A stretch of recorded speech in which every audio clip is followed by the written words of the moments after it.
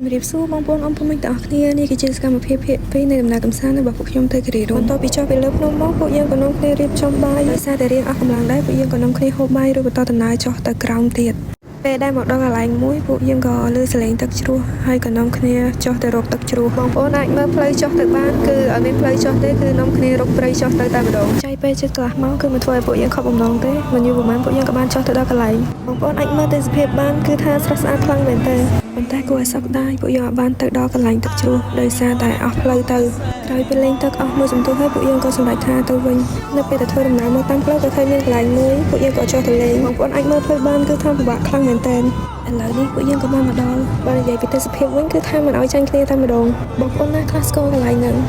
បើចំពោះខ្ញុំគឺលើកទី1ដែលបានទៅដល់កន្លែងហ្នឹងបន្ទាប់ពីអង្គុយលេងប្រហែលបានកន្លះម៉ោងពួកយើងក៏សម្រេចចិត្តថាទៅផ្ទះវិញចំពោះវីដេអូដំណើរកម្សាន្តរបស់ពួកខ្ញុំគឺមានតែប៉ុណ្្នឹងហើយខ្ញុំក៏សូមជូនពរពុកម៉ែបងប្អូនឲ្យមានសេចក្តីសុខនិងជួបពុទ្ធពរ4ប្រការគឺអាយុវណ្ណៈសុខៈពលៈកុំបីឃ្លានឡើយ